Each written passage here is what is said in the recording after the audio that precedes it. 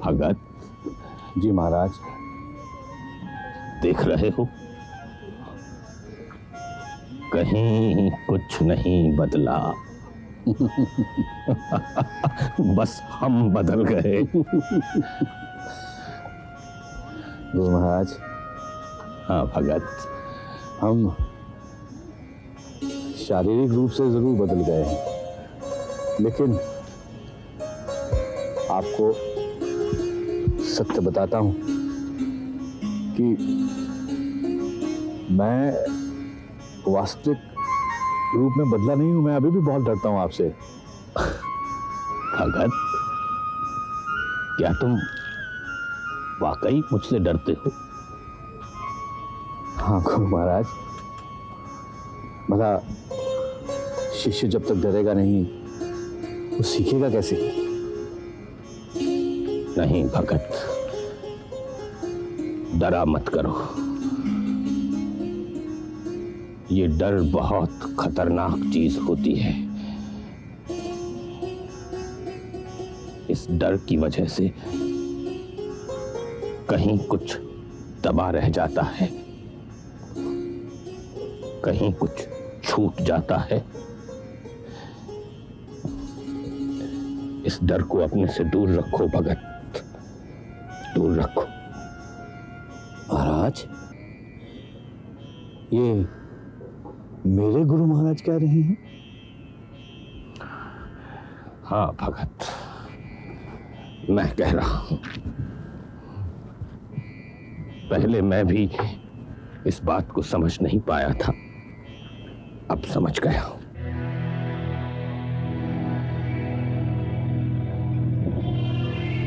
गुरुदेव, आप यहाँ अपने गुरुदेव के लिए संगीत की महफिल सजाना चाहते हैं और उसके दिन रात रियाज भी करते रहते हैं, और वहाँ क्या हुआ? वहाँ कहना क्या चाहते हो बिरजू? आपके बताएं गुरुदेव, बताने में अपने को शर्म आती है। शर्म?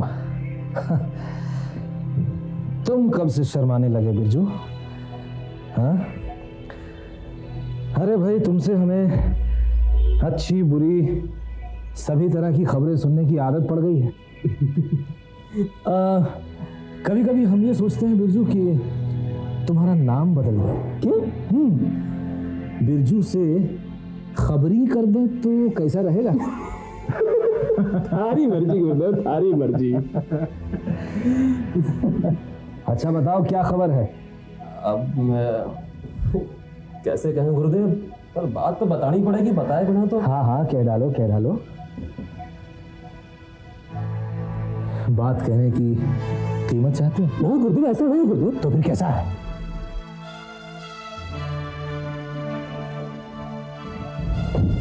गुरुदेव, बात दरअसल ये है कि थारो गुरुदेव दयानंद महाराज उस भगत राम जी के साथ वहां जा पहुंचे हैं जहां उन्होंने आप दोनों को संगीत की शिक्षा दी।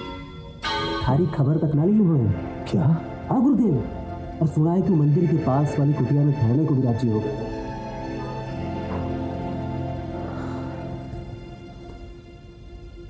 नहीं नहीं बिरजू, ये ठीक नहीं हुआ। तुम्हें पता है बिरजू, ये वही जगह है जहां गुरु महाराज ने मुझे आधी अधूरी शिक्षा दी थी। हाँ, हम पहले से ही जानते थे बिरजू। हमें इस बात का आभास था कि गुरु महाराज हमारी खबर लेने नहीं आएंगे। ठीक है, कोई बात नहीं, हम खुद उनकी खबर लेंगे। गुरु महाराज, इतने साल आप कहाँ रहे? अपने आप को ढूंढता रहा भगत। अपने आप को? हाँ, अपने आप को। इंसान अक्सर अपने आप को छोड़कर अनजान रास्तों पर भटकता रहता है जीवन भर। खुद को छोड़कर दूसरों के बारे में सोचने लगता है, अपने आप को छोड़ देता है और दूसरों के भीतर झांकने लगता है, जो खुद अपने आप को, अपने वजूद को नहीं जानते। हाँ गुरु महाराज, यही तो जीवन चक्र है। जीवन चक्र, इसी जीवन चक्र में इंसान घूमता रहता है, उसी में फंस जाता है और फिर घूमते घूमते अचानक सब कुछ खत्म हो जाता है और फिर उसे एहसास होता है, अरे कुछ नहीं बचा, सब कुछ खत्म हो गया। सत्य वचन गुरु महाराज, आप तो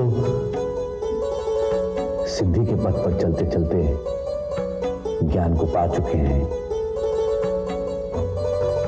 लेकिन महाराज मैं तो अभी तक भटक रहा हूं अपने लक्ष्य को पाने के लिए इन अधूरे रास्तों पर। नहीं भगत, रास्ते अधूरे नहीं होते, अधूरे होते हैं हम। रास्ते कहाँ रुकते हैं, वो तो एक दूसरे से जुड़े चलते रहते हैं निरंतर। ये तो हमें तय करना होता है कि हमें कहाँ रुकना है। सत्यवचन गुरु महाराज, सत्यवचन।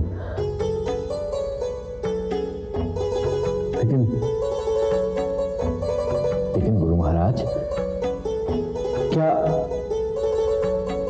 रास्तों पर रुकना अंत नहीं? अंत, ये अंत ही तो अंतिम लक्ष्य है भगत। सब कुछ नश्वर, फिर क्यों इतनी बेचैनी जीवन भर। सत्यवचन महाराज, सत्यवचन, आपने बिल्कुल ठीक कहा। भगत, तुमने ज्ञान के बारे में अभी तक मुझे कुछ नहीं बताया। बताओ मुझे, कितने दिन हो गए उसे गए हुए? गुरु महाराज, उसकी कोई खबर नहीं है। महीना भर पहले एक खबर आई थी कि उस शहर में है। बड़ा आदमी बनकर लौटेगा। बड़ा, ये बड़ा शब्द कितना बड़ा होता है भगत। बड़ा बनने की चाह में आदमी छोटी छोटी कितनी चीजें खो देता है, कितनी चीजें खो देता है। सत्यवचन महाराज, और पूरा जीवन बिता डालता है इंतजार में। हमरा जूता है जापानी और ये लुंगी इंग्लिस्तानी, सर पे लाल गमछी रूसी, फिर भी दिल है हिंदुस्तानी। हमरा जूता रे ज्ञान। अरे मालूम है बाबू, आज एक बहुत बड़ा पार्टी में हम गया था। अरे एक से एक बड़ा आदमी बाबू, ये सूटेड बूटेड, हमारा तो मने ललचा गया उन सबको देख के, समझे ना? अरे सुन रहा है कि नहीं भाई? सुन रहा हूं मैं। हाँ बाबू, तुम सुन नहीं रहे हो, तुम कुछ सोच रहे हो। क्या बात है? बोला ना कुछ नहीं। अरे हम जब बड़ा आदमी का बात करता था तो खुद ही बोलता रहता था कि बहुत बड़ा आदमी बनना है, बड़ा आदमी बनना है। अब काहे को मुंह लटकाए हुए हो? हैं? बड़ा आदमी बन के दिखाऊंगा मैं तुमको। वो तो बनोगे, लेकिन अभी सोच कुछ और रहे हो बाबू। कुछ नहीं सोच रहा हूं मैं। क्या बात है, क्या सोच रहे हो? कुछ नहीं। राधा के बारे में सोच रहे हो? हैं? बोला, क्या सोच रहे हो? बहुत दिन से मिला नहीं मैं उससे। अरे तो इसमें कौन सा बड़ा बात है भाई? इसी बस्ती में रहती है, जहाँ तुम काम करते हो, वहां पे वो गाना गाती है, कभी भी मिल लो। इतना आसान नहीं है सब कुछ। ज्ञान बाबू, ये आसान और मुश्किल सब दिमाग का खेल है। दिमाग ने मान लिया कि काम आसान है तो आसान है, नहीं तो समझो मुश्किल है। समझ गए? अच्छा मैं एक बात पूछूं? आप पूछो। तुम मुझसे उम्र में ज्यादा हो, कदकाठी में भी बड़े हो। वो भी हूँ। अगर तुम मेरी बात का सही सही जवाब दे दो तो मैं तुम्हें मान जाऊंगा। तो पूछो ना भाई। वो मेरे बारे में क्या सोचती होगी? देखो ज्ञान बाबू, तुम हमेशा उसका फिक्र करते रहते हो, उसके बारे में सोचते रहते हो, कभी कभी उसका मदद भी करते हो, तो उसके दिल में भी तो तुम्हारे लिए कुछ ना कुछ तो होबे करेगा ना। लेकिन ये तब तक पता नहीं चलेगा जब तक तुम ठीक से उसे बतियाओगे नहीं, समझे? ठीक है, तुम बहुत चपर चपर करते हो, मुझे सुने दो तुम, नहीं तो मैं एक दिन चला जाऊंगा यहाँ से। ज्यादा जाने का बात कहते एक तमाचा दूंगा खींच के, समझे? हट, खिसक। क्यों? खिसक ना। क्यों? हम भी सुतेंगे ना। या नहीं? मजाक कर रहे हैं भाई, mजाक कर रहे हैं। ये ज्ञान, गुड नाइट। हम जाते हैं, उन्हें सोन।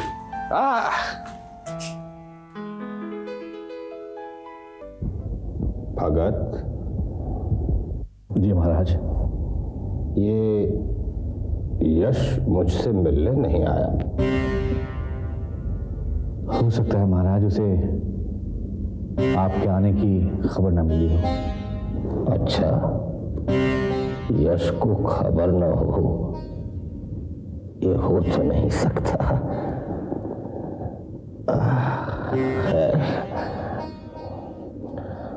कर क्या रहा है वो आजकल?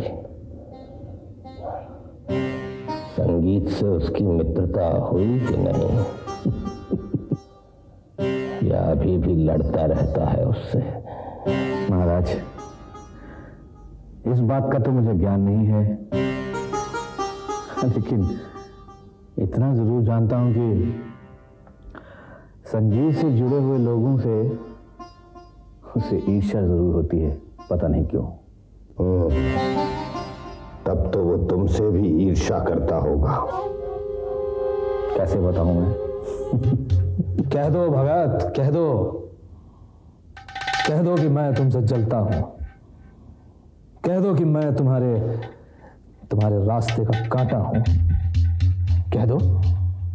आओ आओ आओ। कौन? नहीं पहचान सके ना आप? जो हमेशा आपके नजदीक रहना चाहता था, वो आज इतना दूर हो गया है कि आज आप उसे पहचान ही नहीं पा रहे। अरे यशराज, जीते रहो बेटे। यश, कैसा है रे तू? बस जिंदा हूं।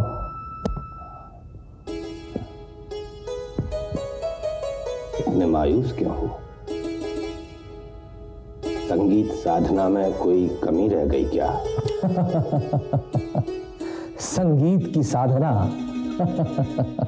नहीं गुरु महाराज, ऐसी कोई बात नहीं है।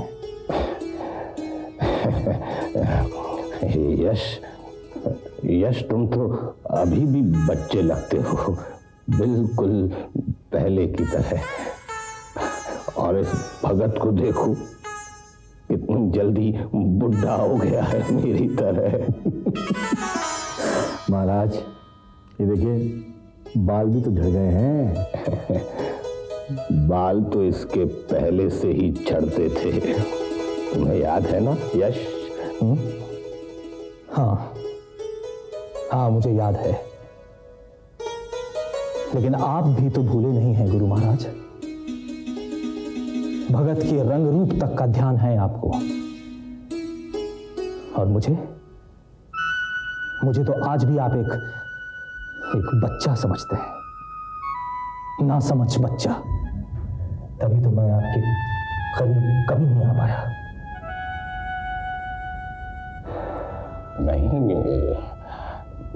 नहीं बेटे, ऐसी तो बात नहीं है। तुम तो हमेशा मेरे दिमाग में रहे हो। ख्वाहिश तो दिल में रहने की थी गुरु महाराज। दिमाग से दिल का रास्ता बहुत लंबा नहीं होता यश बेटे। जानता हूं, तभी तो मैं आपके दिमाग से दिल तक पहुंच नहीं पाया। महाराज खैर छोड़िए इन बातों को। गुरु महाराज, एक विनती है। कहो। मेरे घर चलिए, कुछ दिन वहां रहिए, मुझे अच्छा लगेगा। और हाँ, ना मत कहना। यश, तुम्हारा ये आदर, तुम्हारा ये सम्मान मुझे स्वीकार है, किंतु अभी तो मैं कुछ दिनों यहीं रहकर अपनी बेटी शारदा की यादों के कुछ पन्ने पढ़ना चाहता हूं। भगत जी महाराज। मेरे टहलने का समय हो गया है शायद।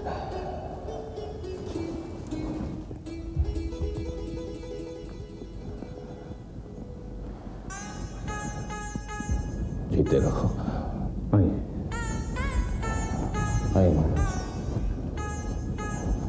संभल के।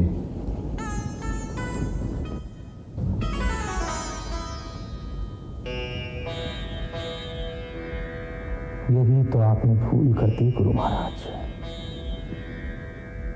शारदा को मेरी जिंदगी से छीनकर भगत को सौंप दिया। और फिर किसे क्या मिला? इन कड़वी यादों के पन्ने आज भी मेरी नजरों के सामने फड़फड़ाते रहते हैं गुरु महाराज। आप शायद ये नहीं जानते। अरे बबुआ, अरे मैंने बैठे बैठे किसका इंतजार कर रहा हूँ? हमरा? हाँ, तुम्हारा ही इंतजार था मुझे। अरे ए बाबू, अरे सुनो, एक तो रात को देरी से आते हो, भोरे जल्दी निकल जाते हो, चक्कर का है भाई? कुछ नहीं, आप जाइए, अपना ये सामान लेके जाइए, आपको देरी हो जाएगी। हाँ, घर से 2 घंटा पहले तुम निकले हो और देरी हमको हो जाएगी। अरे बबुआ, बस नहीं आई का? हैं? बस का किसको इंतजार था? हाँ, बस का किसको इंतजार? नाम क्या है उसका? राधा। देखा, हम नामों नहीं पूछे, फट से मुंह से नाम निकल गया। तो राधा का इंतजार है? नहीं, हाँ, पर तुम्हें क्या इससे? हे बाबू, तुम ऐसे ही टहलते रहोगे और कोनो और बस में उठ के चली जाएगी तो ताकते रह जाइएगा, समझे? अरे दिल में जो बात है ना, मुंह से फूटो, जाके बताओ उसको, तब वही काम बनेगा, समझे? अब जाओ, ऑल दी बेस्ट। अब जाओ ना।